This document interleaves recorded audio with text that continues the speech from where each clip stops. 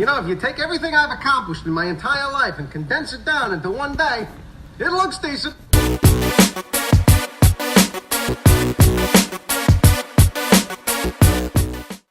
All right, good evening, ladies and gentlemen. Welcome to another episode of The Decent Show. We have an instant classic in store for you. It is Reagan and Ryan, as always, and joined by Jordan again, who's also hosting in his studio. What's going on, Jordan? Hey, how y'all doing? Fantastic. Reagan, what's happening? I'm all right. Just all right? Yeah, I'm just all right. Would you say maybe decent? No, not even decent. Oh, that's a shame. I'm low-key Garbo. Why? I don't know. I'm too pissed to give a shit! Yeah, it's really keeping me down. All right, well, today we are going to be talking about Parasite. It is the most recent Best Picture winner, according to the Oscars, and we might have a different opinion, so stay tuned for that. And we all have actually seen this movie, so that's how we agreed on the topic. Directed by Bong Joon-ho, or however you pronounce it. Sorry if I pronounce it wrong. It's not a racist thing. I just haven't heard his name pronounced. So anyway, honestly, I pretty enjoyed the movie. You know, I was expecting to hate it, and it definitely surprised me in a few ways. Didn't know if you guys had some general impressions or expectations for the movie when you saw it. Did you already know it was Best Picture when you saw it, etc.? Well, for me, it was one of those things where I went into it not knowing a thing about it.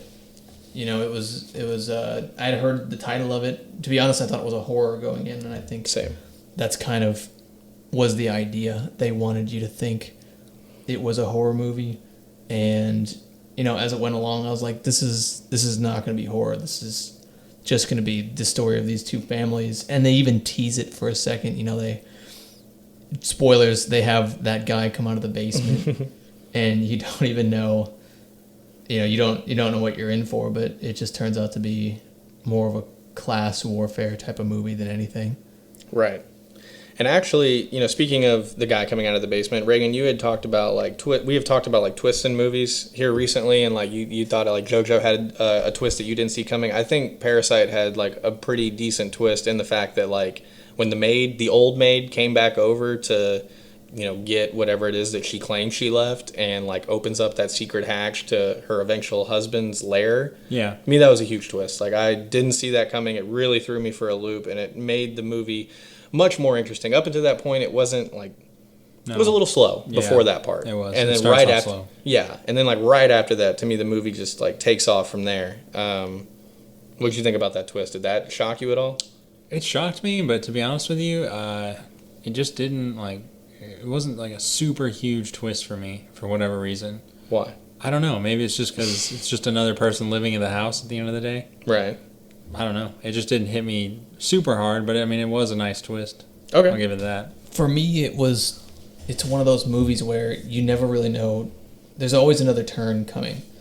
So it starts and, you know, he gets a job for them and you think, okay, maybe this is, at least for me, I thought this is where this horror movie's going to go. You know, it's going to be one of those situations where he's going to show up or maybe he'll murder them, you know, being a tutor, and then all of a sudden he's getting his family a job and they're lying about who they are, and he's lying about, you know, who he's going to get with the daughter.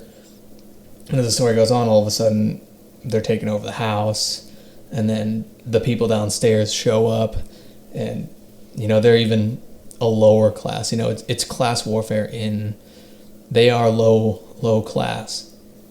And the family that they're parasiting off of is very, very high class, but then there's even another level below that, and it kind of creates different levels. And the different levels of the movie, you know, they do a good job of showing you not only with the levels in the house, but also the levels of like the rich people live on a hill and the poor people live down in the dumps, you know, at the bottom of the hill, right, where it floods. I was about to say the same thing. Like where they have a rainstorm and the family goes home and their entire like neighborhood is underwater, It's ruined. Yeah. And then like the rich family, the kids camping in the backyard, like at the exact same storm. So it's fun. The storm is fun. Right. Right. And she says that line. She says, "Good thing we had that storm yesterday, and gave us all this great weather today." Says it right to the dad. That is just like, it ruined my entire house. Meanwhile, there are people in that gymnasium that are flooded out of house and home, and everything they had is destroyed, and the toilets overflowing with shit. Right. And they just give up at one point, which I liked. I liked how they just gave up on. Yeah, she's like smoking a cigarette on top of that disgusting toilet. I thought that was pretty interesting. I did love the character development in this movie. I know it was a little slow in the beginning, but like in the beginning, they're kind of showing you the family, how they interact in their daily lives in the poor situation that they live in. I think, what do they call it? Like a semi-attic or something? Or semi-basement housing where they're basically underground. It was Shelter. a shelter for, they were hiding, it was something to do with hiding people in the past and either some kind of war or some kind of, I don't remember what they were talking about. He said that they had that area there just for if North Korea ever attacked. It was sort of a common thing, and they also would use it for debt collectors would come. I guess that's what their neighborhood's for? No, that's what the downstairs is for. Like he said that several houses in the area. The neighborhood that the poor people live in. Oh, sorry. That's what I'm talking about. What is that area for?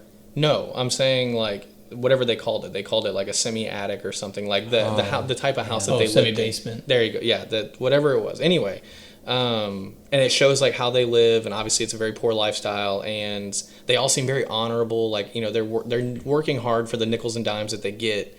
And the son is like talking to a friend about being a tutor, and the whole time I'm like, man, like I feel for this family. And then as the movie develops and the kid like gets the tutoring job, and then he gets his sister the tutoring job for the other kid, and then like they get the dad in there and the mom in there, I'm like, wow, this family's a real piece of shit. Like it just turned so quickly. They screw over other people, and they did it seamlessly too. I loved the way they did everything, like the peaches, like the shaving of the peaches to get the old housemaid out of there. Like I thought that was really clever and like really well done, because it was like believable the way they did it. They didn't just like shove peaches in her face. They like delicately shaved them and just sprinkled the dust on the lady, and nobody had any clue what it was. They had no way to trace that. I just thought that was really well done. Yeah. Did you ever get the feeling that they kind of had a sweet deal? Like, they got an amazing deal. They were making a ton of money. Yeah. Like hourly, they were probably making 20 plus. Yeah. Easy.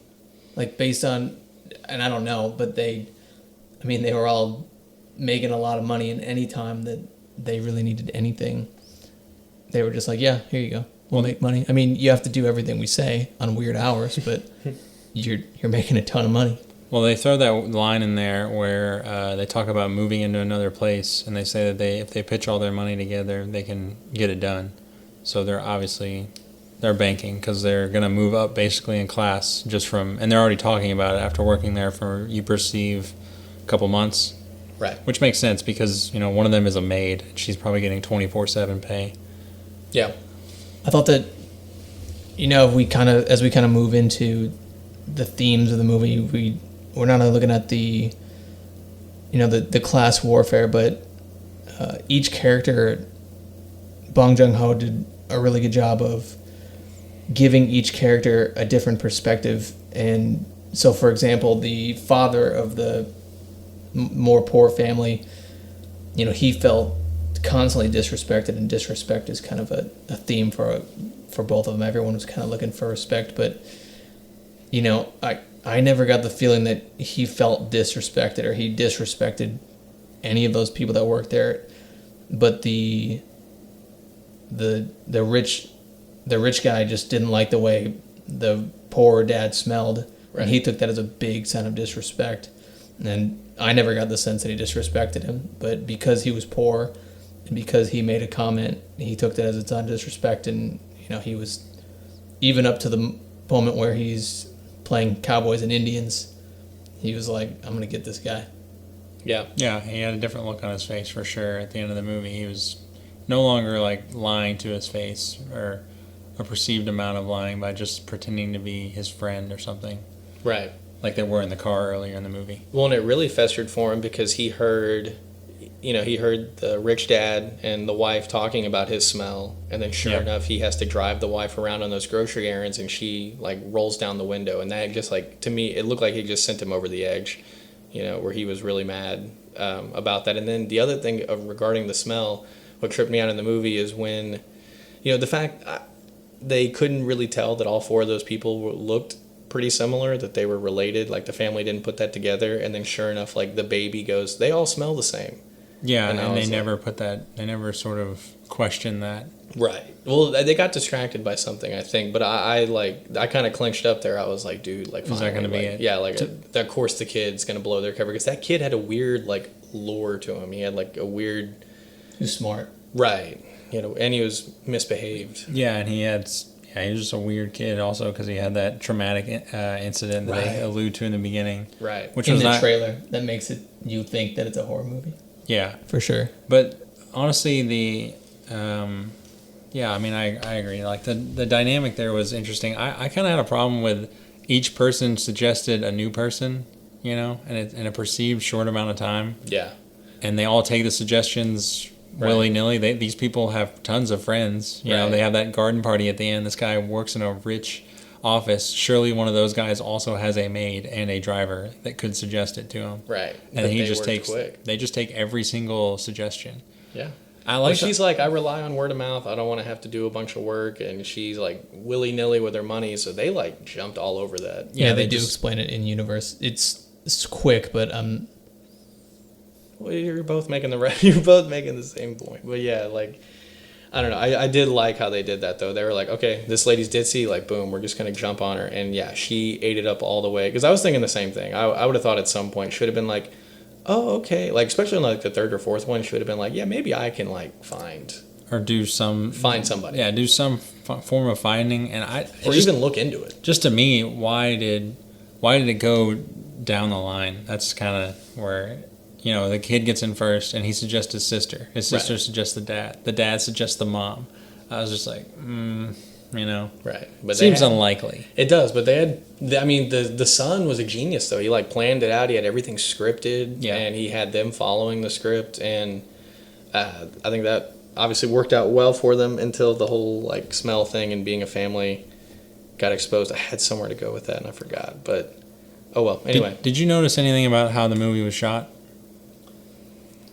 in terms of Just anything you notice that sets this movie apart from any other movie in That's terms of being shot? Jordan and I talked about it. The biggest thing that it's only one thing, but the biggest thing that I noticed that kind of stuck out to me is there was a super awesome transition from the time that their house flooded to like the scene right after that. Yeah. It like shows the water filling all the way to the top to where it looks like the camera is literally underwater, and then it like some just smoothly goes to the next scene. Like that caught my eye immediately, like first time watching it.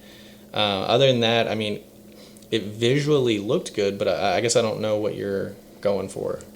there was a couple scenes. I mean, if you're talking about like the visual storytelling was pretty good.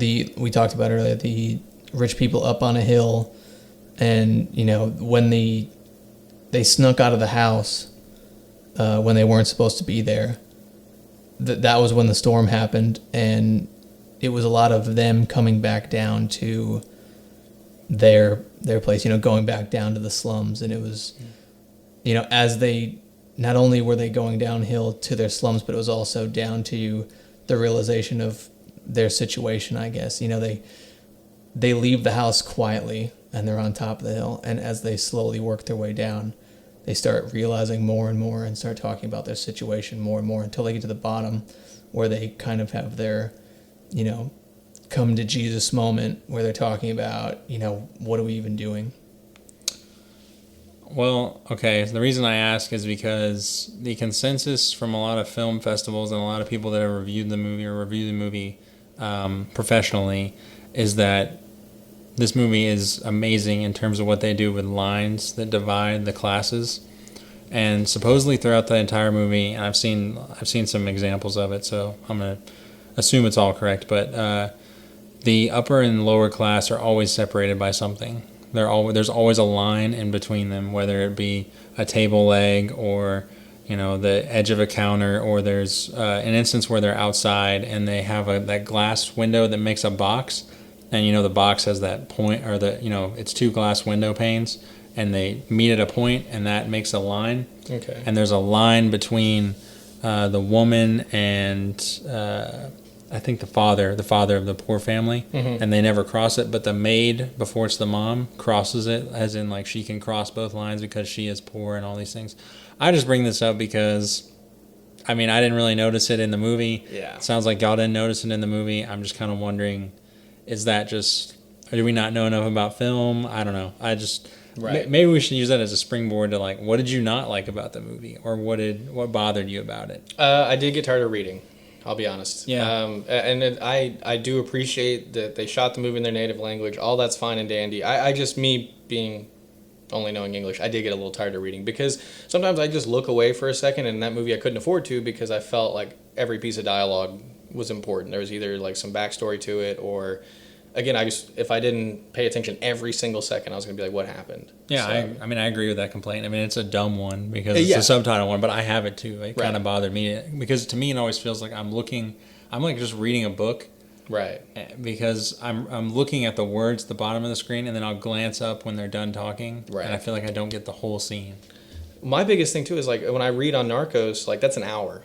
This is over 2 hours. Yeah. So I just got a little tired. Did you think the length of the movie was a problem? No, Me neither. no, it was fine. Which is something we always complain about. So. Always. Do you like your movies longer or do you like your movies shorter? Depends on the movie, but normally shorter. Sorry, just the way you said it, like, do you like it longer or shorter? And I was like, well, I don't know. Well, we'll have to ask her. I don't know. Movies probably longer, but we've had this talk before where I feel like there's definitely a limit to it because we talk about things getting picked up as a series or something on HBO, and I'm like, just make a movie. I'd way rather you have a movie about it. I'm glad you brought that up because this movie is being made into an HBO limited series. Is it really? Yeah, it's right here on IMDb. It says that Bong Joon-ho's Parasite series will be a 6-hour film. Parasite director and co-writer 6 hour provides an update of what we can expect from the HBO film's HBO series adaptation. It was I believe it was Hulu. It passed a number of like high grossing movies. It's one of the most watched movies on Hulu last week. Yep. Or maybe it was a week before. It was like way up there. Yeah, because it's a huge get because it just won Best Picture 2 months ago, and it's already on a streaming service. That most people have. Yeah, and most people didn't see the movie because A, it won Best Picture, and B, it's a foreign film. Right. So, And win-win. C, Corona, worldwide virus, free time. Right. And D, subtitles. Boom. So, And now that they've come out with this, I think I've already seen 2 French movies advertised to me on Netflix that Really? are like, they look like they're heavy story driven and it's all in French. And I'm just like, is this the new wave? is this the new trend? Right. I've been watching quite a bit of foreign films over my life, but also recently. So the subtitles, it almost forces you to pay attention to different things, even though you can't see. It definitely forces you to pay attention to the dialogue. If the dialogue is weak, it really Sucks. sticks out to you if you're reading subtitles. But Right. it's weird. Sometimes I enjoy subtitle movies more because it makes me pay attention. But if there's a visual, I agree. I'm not catching it. Like the lines. I may have noticed that, as I notice it in Breaking Bad quite a bit. What foreign films are you watching? Are you talking about Dragon Ball Z movies or? I watched Dragon Ball Z. I recently went back and I watched Crouching Tiger, Hidden Dragon. I hadn't seen that since I was a kid. Yeah. And I really wanted to.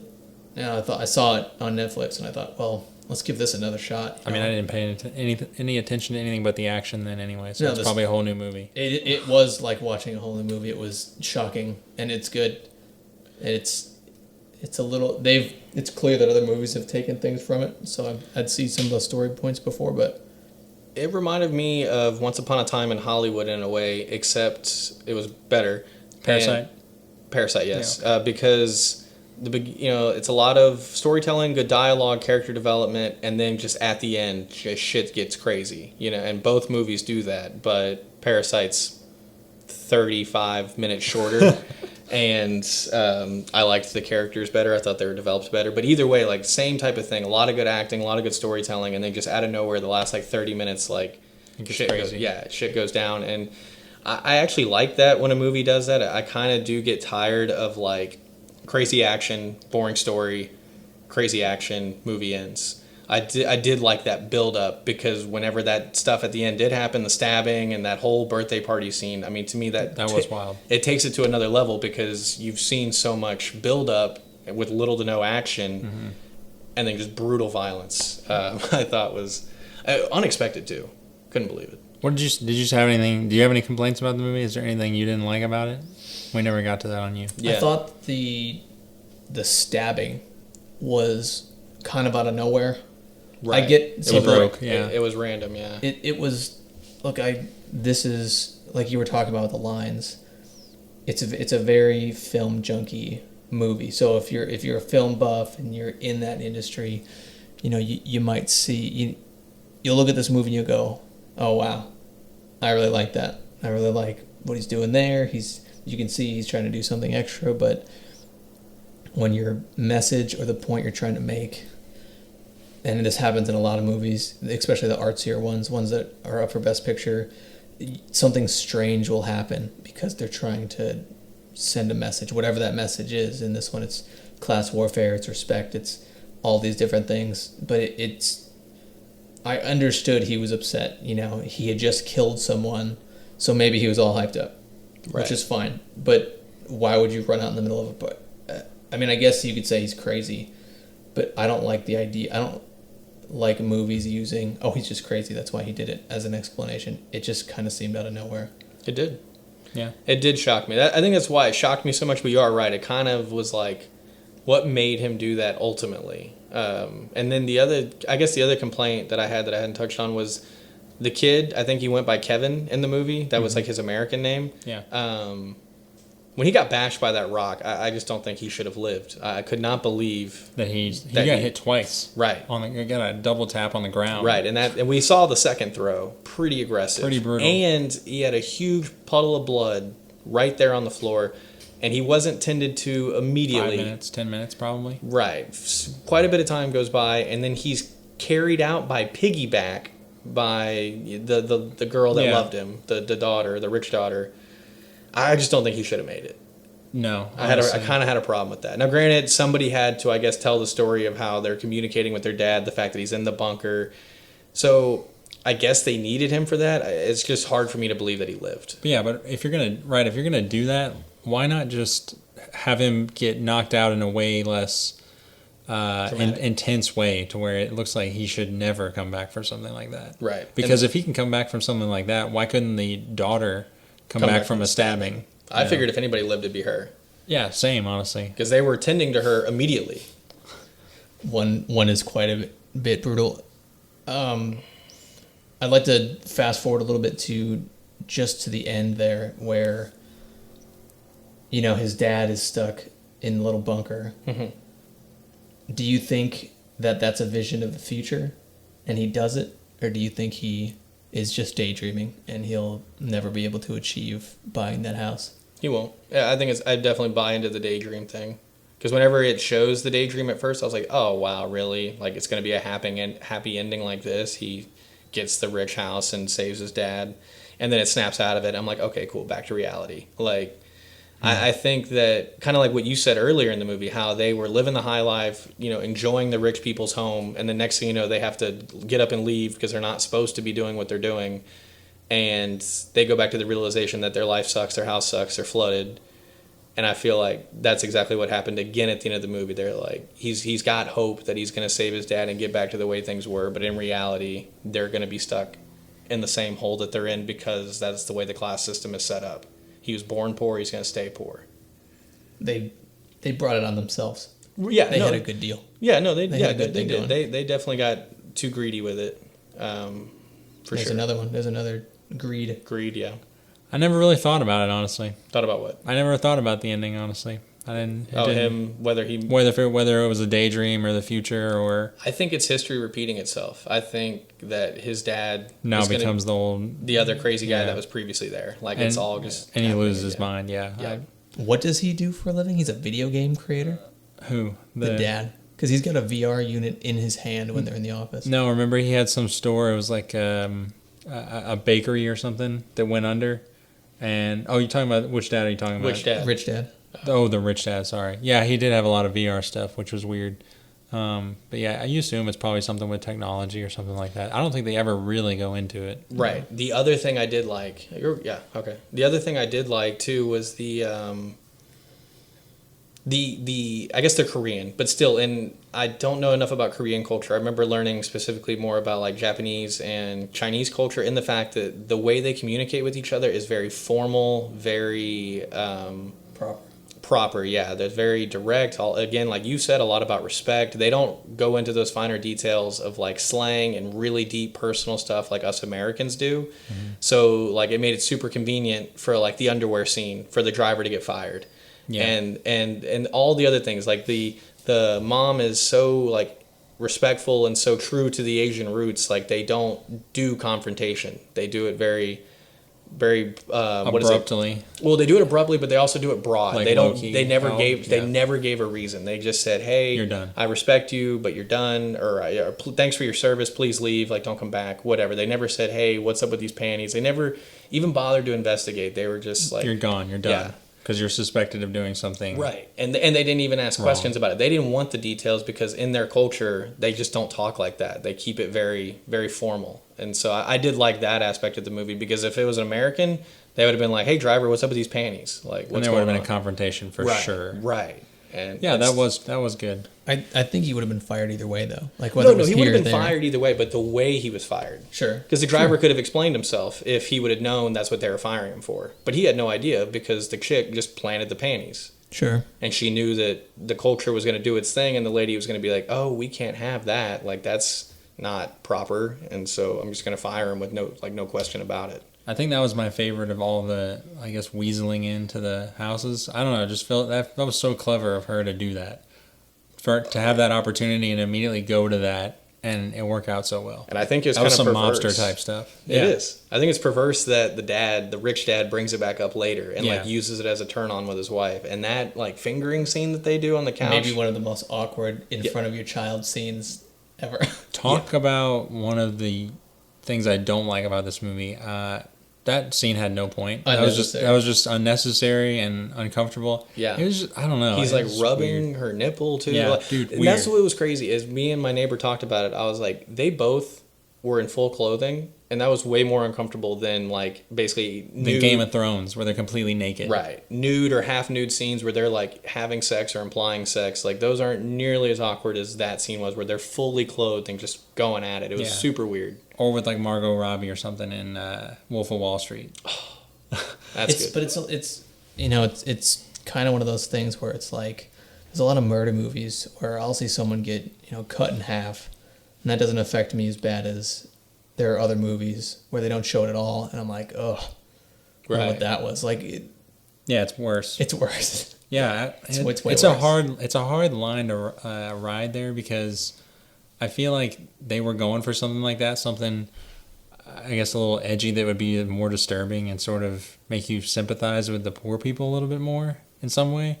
But it was also it just felt unnecessary in the movie. And I think that's why I'm not like as high on the movie as I feel like other people are, is because I like the movie when it's trying to be a movie and not like a political statement. Right. Which I feel like it does both well sometimes, and then it does way too much of the political one at some points. I just like it when they're weaseling their way into the house and, they're trying to survive and, they're just, I don't know, all the clever things they do to, get one up on the family and the way they're just trying to, look out for one another. I like that better than the whole, y'all are over here, y'all are not as good as us. I don't know. I didn't really care for that. I did love the smell thing though, how that came back at the end.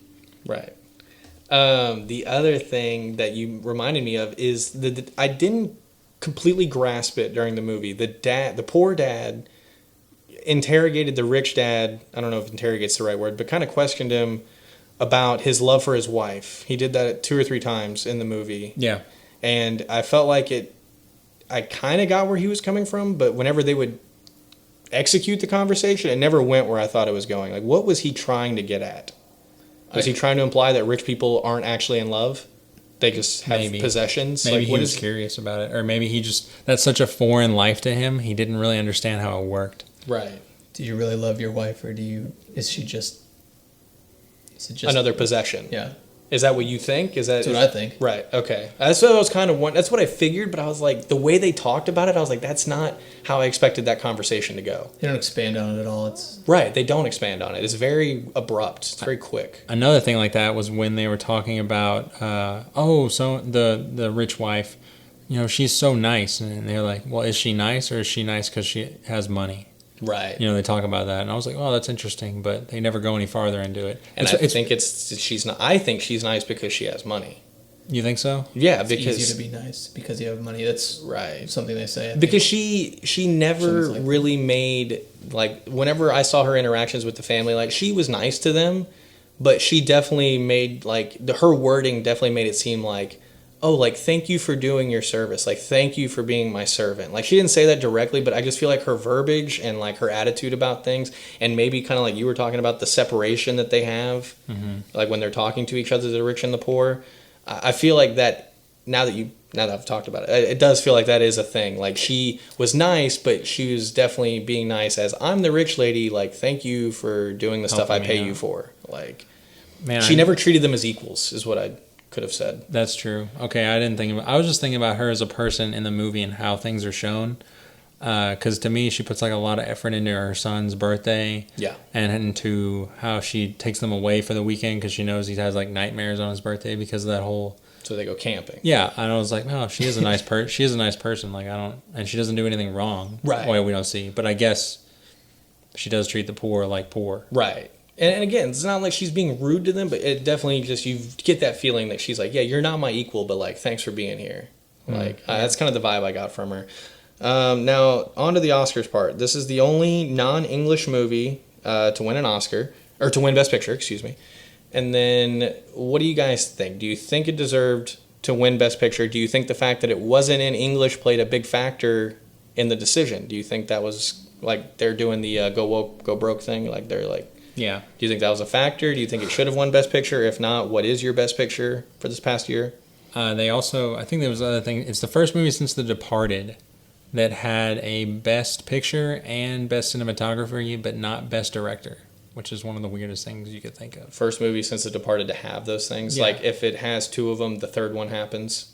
No, just like that specifically order. Because you think about it, you made the best movie and you shot it the best, but you're not the best director. Right. That's a weird thing, you know? That is weird. He didn't get Best Director?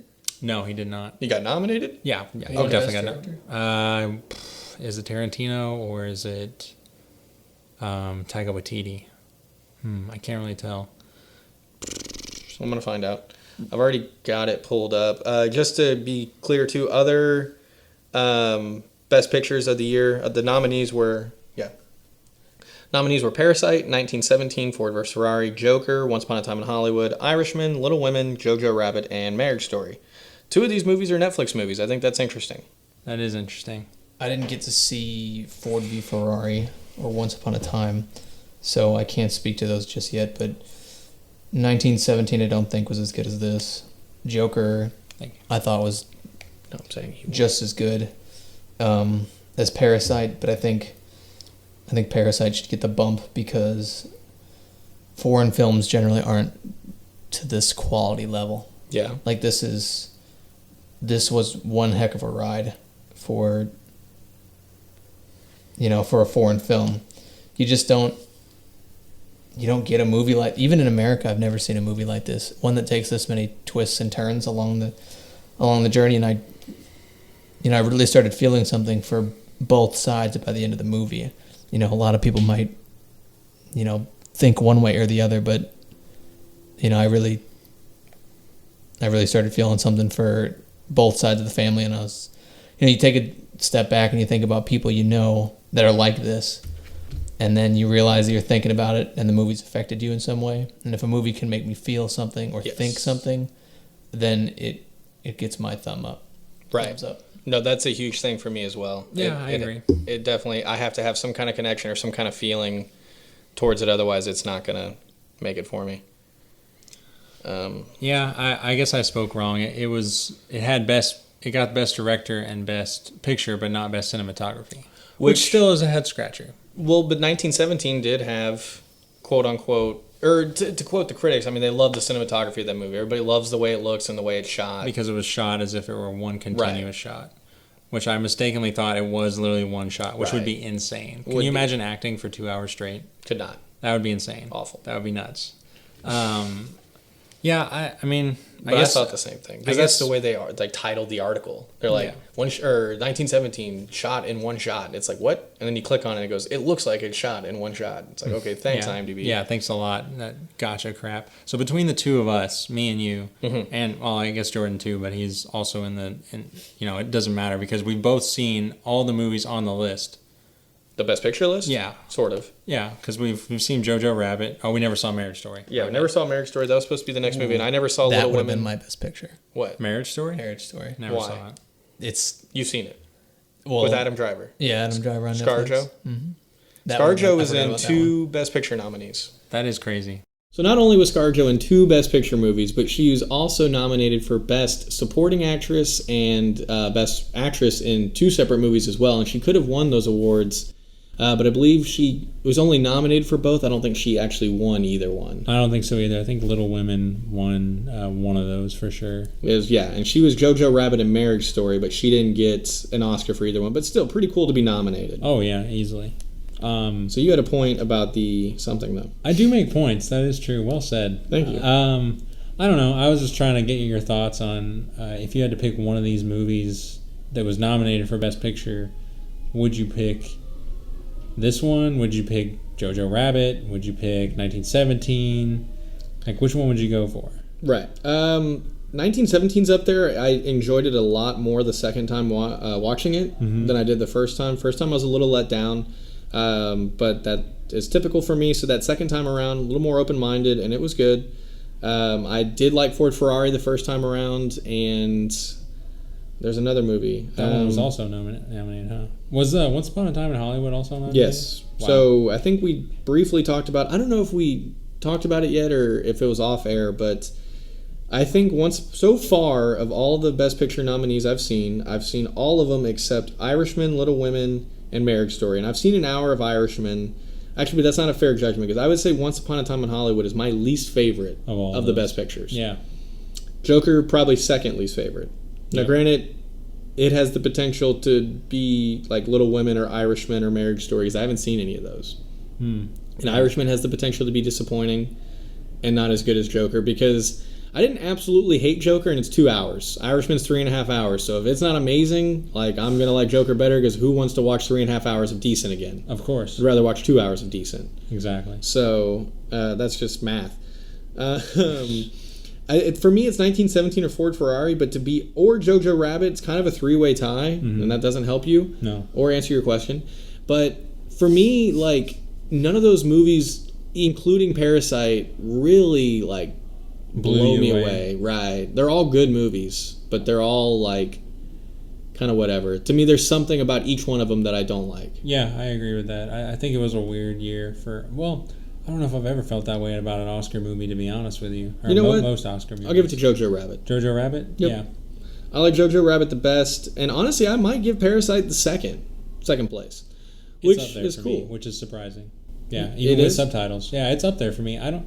Could I make a super hot take and pick 1917 just because of how interesting it looks and how I want to see it? You know, I haven't seen it, but You haven't seen 1917? No, I still want to though.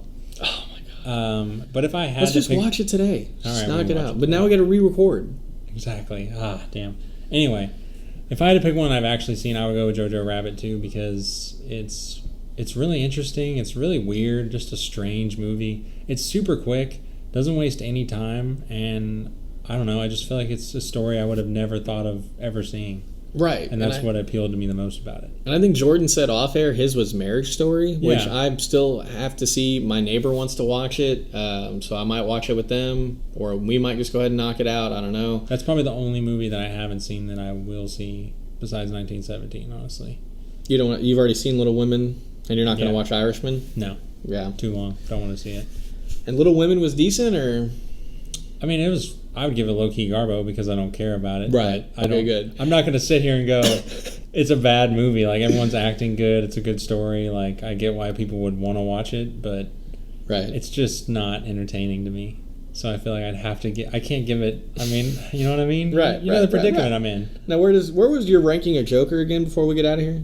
Joker is low-key Garbo, Okay, for sure. Yeah. so Parasite's better. Yeah. Ford Parasite's- Ferrari's better. I haven't seen that. You haven't seen Ford Ferrari Dude, I'm either, dude. slacking. You can't even give an opinion. Have you seen? But you haven't seen Once Upon a Time in Hollywood either. No. Oh, God. But I can already tell you, I really don't want to see Once Upon a Time in Hollywood, just because of what people have described. Both you and Sean have both described like one of the least favorite things I could have ever heard about a movie, where it's just like, He likes it though, doesn't he? no. Oh, okay. You're thinking about Annihilation. No, yeah, Annihilation and Simple Favor. You're right. Anyway, but no, Dumbass. back to your right. Sean, you back to your point though. The other point. Yeah, I was making one. It was Right. definitely a point. Oh, about Once Upon a Time in Hollywood. Yeah, I just don't want to watch that. What did honestly. we say about it? That Oh you, yeah, y'all both said, it's just a waste of time. They just waste a lot of time. Not a lot happens. It's super epic at the end, and I want to see that, and I want the payoff of that. But I really don't know if I want to watch. It just seems like a waste of talent to me. You got Tarantino, who's apparently a phenomenal director. We should watch it together. You got Brad Pitt, phenomenal actor. Right. Leonardo DiCaprio, phenomenal actor. Right. And it's not an amazing And movie. Margot Robbie is wasted, Yeah, Margot Robbie, another phenomenal actor. but wasted in this movie. Yeah, so I don't know. I just don't want to see that one. So, but you think Parasite's better than you anticipated? Oh yeah, I really wasn't looking forward to it. When I was watching it, I went through a range of emotions about how I felt about it. I was like, this is exactly what I thought it would be. Man, this is boring. Oh wow, this is really good. I don't know how I feel about this anymore. Man, it's going on a little too long. Oh, it's good. Oh, like, what a way to end it. Oh man, it's really not wrapping up right now. So you gave it mad decent? Yeah, I give it mad decent. I liked it. I almost give it decent though. Just be Almost. yeah, but I can't do that. It's just, it's too well done. It's a nice story. But this is like sort of the dilemma I had when I was done watching it. I was thinking about how much I liked it, and I was thinking, I don't think I would ever recommend anyone watch this movie, and I don't think I would ever watch it again. Like, I would recommend it, but I don't know if I'd watch it again. Only because I know everything that happens. Because I feel like by watching it and reading it, I absorbed it so much that like I don't need to see it again. It's a slow burn too. Right. And I would recommend it. If somebody asked me about it, I would be truthful, and I feel like my truthful opinion of the movie would be enough for them to want to watch it.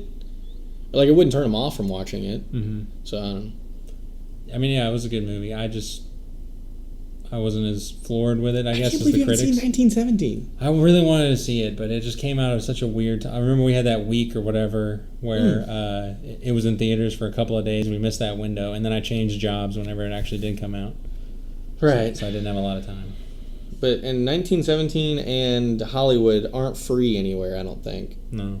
It's good. It's good, yeah. It's good to spend money. So we might watch Support some the of economy. those. We have so much content to consume. You have to watch both those movies. You don't really have to, but it'd be interesting.